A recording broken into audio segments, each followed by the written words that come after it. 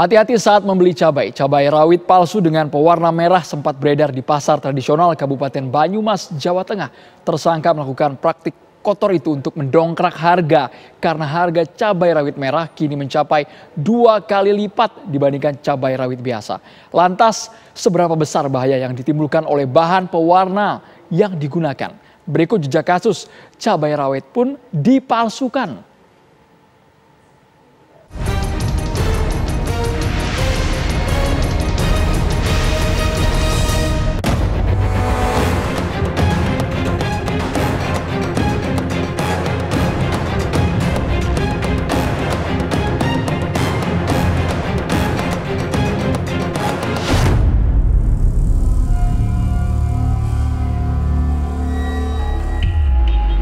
Cabai rawit merah palsu ditemukan di 3 pasar tradisional di wilayah Banyumas, Jawa Tengah.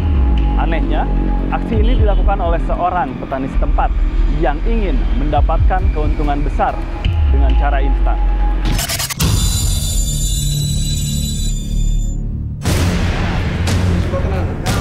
Seorang petani asal Temanggung, Jawa Tengah berinisial BN tak bisa berkutik saat kepolisian Banyumas membekuknya karena aksinya memanipulasi cabai rawit merah. BN melakukan perbuatan tak terpujinya karena tergiur keuntungan uang dari jualan cabai segar palsu ini. Di pasaran, cabai rawit merah dijual sekitar Rp56 hingga Rp58.000 per kilogram, sedangkan cabai rawit biasa di kisaran Rp30.000 per kilogram. Ini misalnya karung, nah saya lepas, nah saya tuang. Ini cabai merah dulu yang dituang, ya, cabai merah asli ya. Asli. Wah, terus ini sampai ini ceritanya cabai putihnya. Nah ini. Jadi di bawah itu cabai merah asli. Ini cuma 5 kilo sampai 6 kilo kan. Tapi itu nggak ditimbang menurutmu kan? Kira-kira kan? Ya. Ini kan tebal tapi agak luas. Saya tuang sini. Terus di atas. Nah, hijaunya. Berarti hijaunya di atas cabai merah. Nah, terus saya sereng, istilah serengnya. Yo. Cara Jawane sereng. Iya. Ojo disemprot tenan. Ya orang. Terus semprot. Jadi kamu nyemprotnya cabai. Berarti kamu nyemprot cabai putihnya di atas cabai merah kan? Nah. Terus berarti kan cabai merah yang di bawahnya bisa aja kena kan? Ya. Iya dong. Tahu ya. Nggak tahu. Ya. Nggak tahu, bodo amat lah pokoknya ya. Ya. Ban orang bodoh. Ya. Sampai selesai. Kering. Terus? Saya keringkan dulu. Nah ini yang putih ini saya balikkan. Tes dulu. Nah, saya semprot lagi kan habisnya banyak.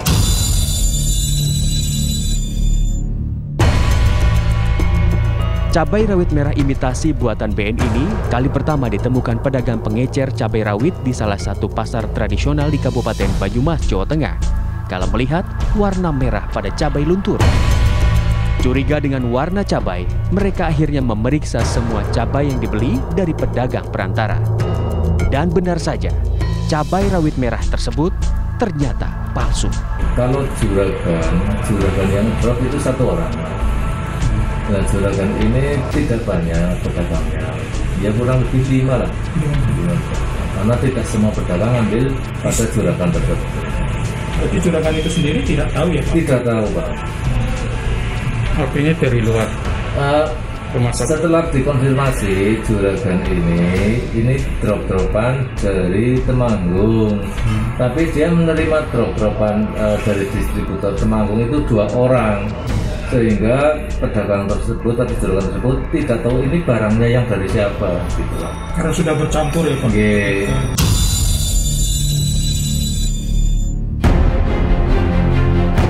Untuk mengelabui pembeli, BN mencampur cabai rawit hijau yang telah disemprot pewarna, kemudian menggabungkannya dengan cabai rawit merah asli dalam satu kemasan.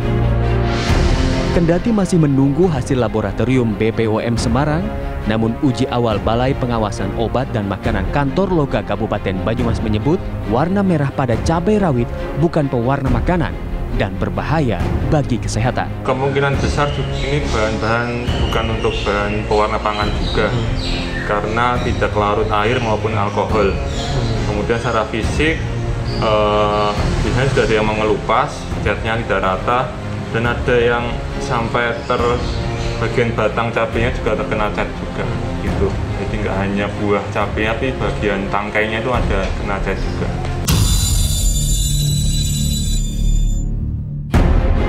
Peredaran cabai rawit merah nyatanya tak hanya ditemukan di satu pasar tradisional saja.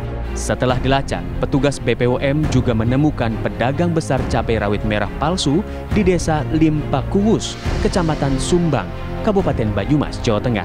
Lantas mengapa keuntungan kerap jadi alasan seseorang untuk melakukan tindakan pemalsuan yang berakibat fatal bagi kesehatan?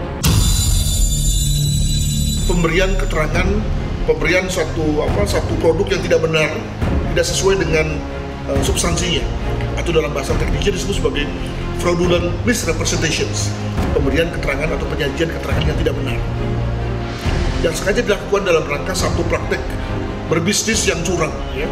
Tadinya misalnya kita punya produk itu tidak terlalu bagus dan kemudian lalu susah dijual, susah laku, namun dengan kita mengakalinya, membuat sedemikian rupa sehingga kemudian seolah-olah bagus, maka kemudian lalu barang tersebut dapat laku, ya, dalam rangka agar kita kemudian mendapatkan untung. Nah, itulah praktek berbisnis yang curang.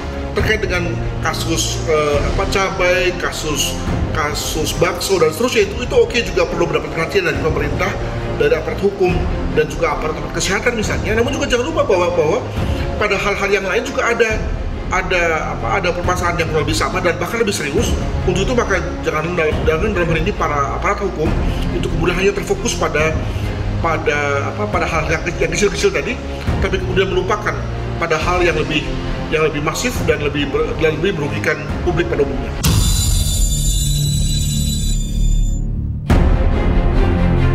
Kini, BN harus mempertanggungjawabkan perbuatannya di hadapan hukum dan merasakan dinginnya dinding penjara. Pasal yang kita kenakan, kita menggunakan pasal 136 di Undang-Undang Pangan dengan ancaman 5 tahun, dan kita lapis lagi dengan 204 KUHP dengan ancaman 15 tahun penjara.